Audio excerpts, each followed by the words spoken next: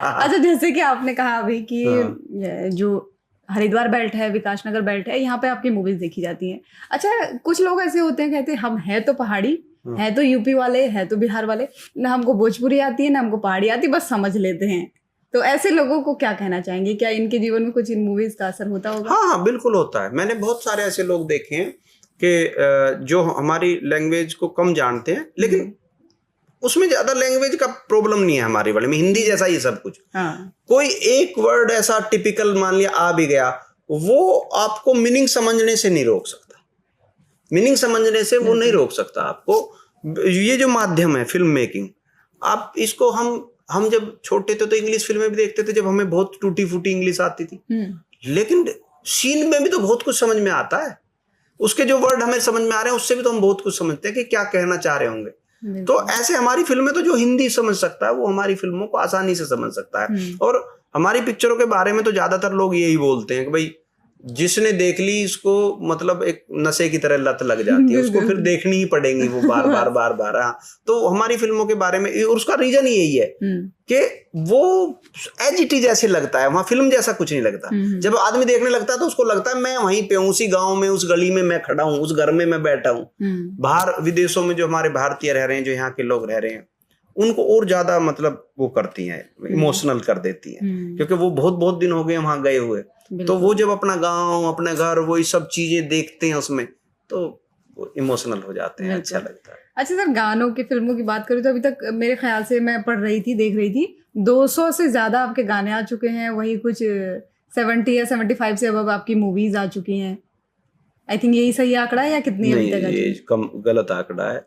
500 से ज्यादा गाने, 500 से ज्यादा गाने आ चुके हैं। हो सकता है मैंने कुछ पुराना देख लिया 500 हो। से, मुझे मेरा आइडिया है, मैंने भी नहीं गिने कभी। हाँ हाँ, क्योंकि पहले हम फिल्म बनाते थे तो 6 गाने तो फिल्म में ही होते थे। अच्छा। तो उस जब अब 2-3 होते हैं, लेकिन पहले जितनी भी फिल्म थी कम से कम 6 गाने तो उसमें ही होते थे। तो फिल्म के हिसाब से लगा लो तो 200-250 तो यही बैठ जाएंगे। और फिर जो है उसके अलावा वैसे गाने भी किए मैंने बहुत सारे। किसके आसपास की सर मूवी? हाँ, 80-90 तो होगी। हाँ, वही तो इतना सब कुछ दे चुके हैं, इतना सब कुछ लोग देख रहे हैं, आगे क्या कुछ खास प्लान? हाँ, आगे का ही स्पेशल प्लान है अब तो, कि हम वो चीजें दें जो मतलब देश से जुड़ी हो। हमारा कैरियर तो हो गया, हमें जो बनना था बन गए हैं, हमें जो अचीव करना था वो चीजें कर ली हैं। अब हम देश के लिए क्या कर सकते हैं, तो वो मतलब अब हमें वो देखना है। हमें ऐसे सब्जेक्ट उठाने हैं जो हम देश के काम आ सके, हमारी फिल्में देश के काम आ सके। तो वो सब्जेक्ट अब उठाने हैं। और अब मैं काम, जितनी भी मेरी पिछली 2-3 साल की पिक्चरें देखोगे, वो सारी मतलब हमारे देश से संबंधित ही है। उसमें कोई भी ऐसी चीज नहीं है कि जो मैं फिल्म मेकिंग का मैटर है, देश से संबंधित ही फिल्में हैं। और अब हमें अपने सारी फिल्मों को उसी बात से जोड़ना है। बिल्कुल। अच्छा सर, जैसे कि आपने बताया हमको कि इतने मूवीज कर चुके हैं, इतने गाने कर चुके हैं, आजकल हम देखते हैं बहुत सारे युवा जो है आज भी एक्टिंग का सपना देखते हैं। मूवीज में उनको जाना है, उनको हीरो बनना है, उनको मुंबई जाना है। ऐसे लोगों को क्या कहना चाहेंगे? कैसे शुरुआत करें आज की डेट में? कैसे अपने आप को मोटिवेट करें?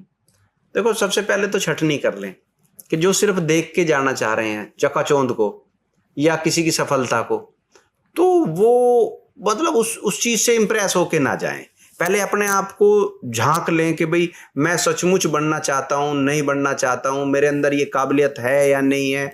मैं किसी काम को करते हुए अगर 24 घंटे, फिर 30 दिन, फिर पूरा साल, फिर 100 साल तक भी अगर मैं बोर नहीं हो सकता, सचमुच में वो काम मुझे करना चाहिए। मतलब हमें चकाचौंध देख के नहीं जाना चाहिए। जब हम छोटे छोटे होते हैं तो हमें हर रोज नई चीज इंप्रेस करती है।